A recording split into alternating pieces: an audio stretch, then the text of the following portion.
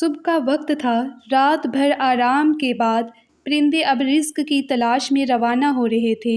جنگلی کبوتروں کا ایک غول بھی رزق کی تلاش میں اپنے سفر پر روانہ ہونا چاہتا تھا کہ ان کی سردار نے کہا، آج کل کچھ لوگ معصوم پرندوں کو پکڑ کر شہر میں بیچ آتے ہیں، اس لیے ساتھیوں سب ارادہ کر لو کہ ہر آسانی اور مشکل وقت میں ایک ساتھ رہو گے۔ چونکہ کبوتر رات بھر سے بھوکے تھے، اس لیے کبوتروں کی نگاہیں زمین پر تھیں۔ کوئی گھنٹہ بھر کی اڑان بھرنے کے بعد ایک جگہ انہیں گندم کے دانے اور باجرہ بکھرا ہوا نظر آیا۔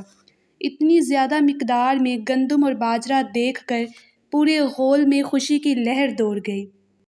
وہ دیکھو، اتنے سارے دانے، اس سے تو بہت دنوں تک کھانے کا انتظام ہو جائے گا۔ رکو، اچانک اتنا سارا اناج، وہ بھی ایسی جگہ پر، ضرور کوئی نہ کوئی گڑبڑ ہے۔ خبردار، یہاں شکاری کی چال ہو سکتی ہے۔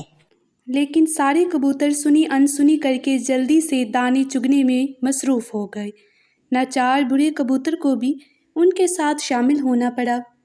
ادھر شکاری نے جب دیکھا کہ اس کی ترکیب کارگر ثابت ہوئی ہے اور سارے کبوتر نیچے اتر آئے ہیں تو اس نے تیزی سے جال پھینکا اور کبوتروں کا غول بری طرح پھنس گیا۔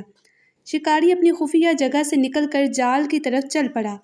کبوتر جال میں بری طرح پھنس چکے تھے۔ جال مضبوط تھا، وہ کچھ نہ کر پائے۔ تو بوڑھا کبوتر کہنے لگا، تم سب نے میری ایک نہ سنی، اب نتیجہ بھگتو۔ شکاری تو جال کے قریب پہنچنے والا ہے، سردار جلدی سے کوئی حل نکالو تاکہ ہماری جان بچے۔ ساتھیوں سارے مل کر پورا زور لگا دو اور جال کو لے اڑو۔ سارے کبوتروں نے جال کی رسیاں چونچ میں دبائیں اور مل کر پورا زور لگایا۔ انہوں نے بہت کوشش کی کیونکہ جال بہت مضبوط تھا، لیکن آخر کار وہ جال سمیت اڑ گئے۔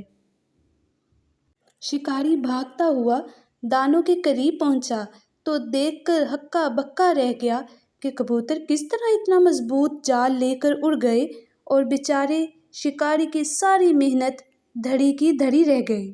اور کبوتر کچھ ہی دور جا کر ایک درخت پر اترے، جال درخت میں پھنس گیا اور کبوتر آزاد ہو کر چلے گئے۔